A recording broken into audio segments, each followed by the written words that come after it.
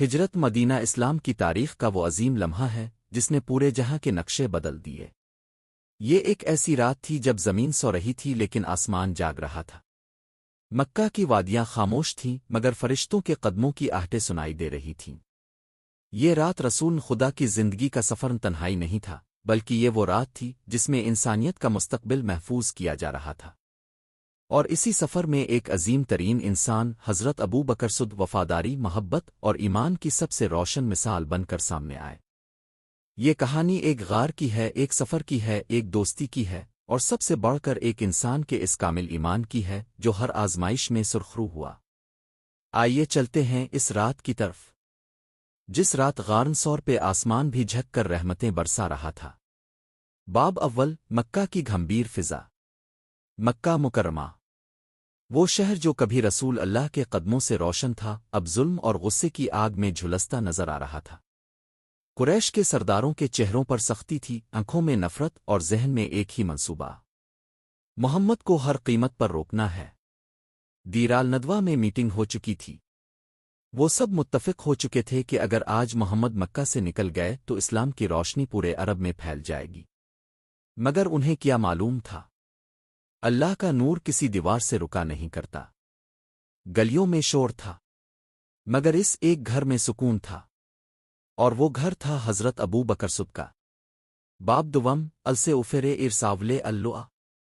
حضرت ابو بکر صدیق پورے دن پریشان رہے تھے۔ وہ بار بار اپنی بیٹی حضرت عائشہ سے پوچھتے، بیٹی، آج رسول اللہ ہمارے گھر آئے تھے؟ وہ جواب دیتی، نہیں ابا جان۔ صدیق کا دل بے چین تھا۔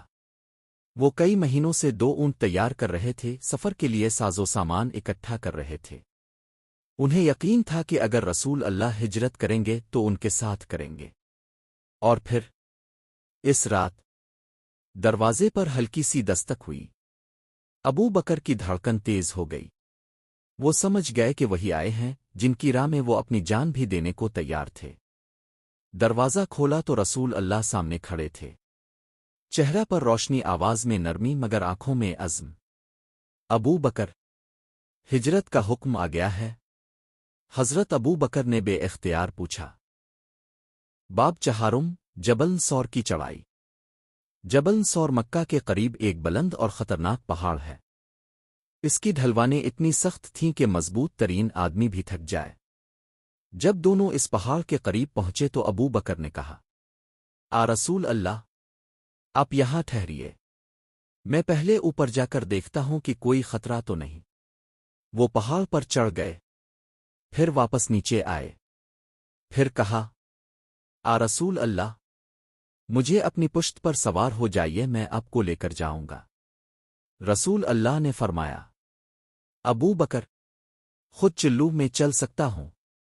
لیکن ابو بکر نے اصرار کیا، آ رسول اللہ، آپ اللہ کی امانت ہیں، آپ کا ہر قدم محفوظ ہونا چاہیے۔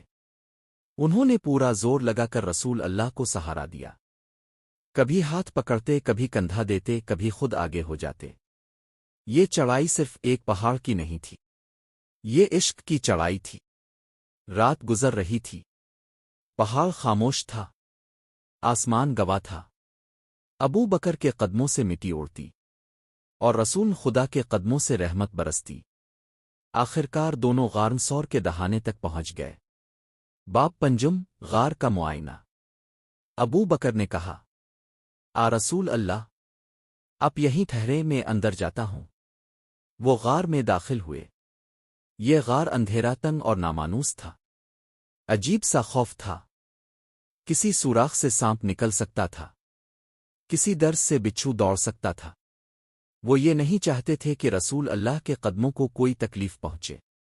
انہوں نے چادر پھاڑ کر سوراخوں میں بھری، ہر کونے کو دیکھا، ہاتھ لگایا، اور جب مکمل یقین ہو گیا کہ غار محفوظ ہے، تب جا کر عرض کیا، آ رسول اللہ، غار صاف ہے، تشریف لے آئیے۔ باب ششم، وہ لمحہ جسے فرشتوں نے بھی دیکھا۔ رسول اللہ غار میں داخل ہوئے، ابو بکر ان کے ساتھ بیٹھ گئے۔ پہاڑیوں میں ہوائیں چل رہی تھیں، رات کا اندھیرا غار میں پھیل رہا تھا، باہر دشمنوں کے قدموں کی چاپ سنائی دے رہی تھی۔ قریش نے مدینہ کا راستہ بند کر دیا تھا اور اب وہ پوری مکہ کی پہاڑیوں میں تلاش کرتے پھر رہے تھے۔ ابو بکر کے دل میں ایک ہی ڈر تھا، اللہ! اگر دشمن نے ہمیں دیکھ لیا، اگر انہوں نے غار میں جھانک لیا۔ اسی لمحہ انہوں نے ہولے سے کہا، رسول اللہ! اگر وہ نیچے دیکھ لیں تو ہمیں دیکھ لیں گے۔ رسول اللہ نے فرمایا، لیا تحزنان نوے اللوے میں غم نہ کرو ابو بکر، اللہ ہمار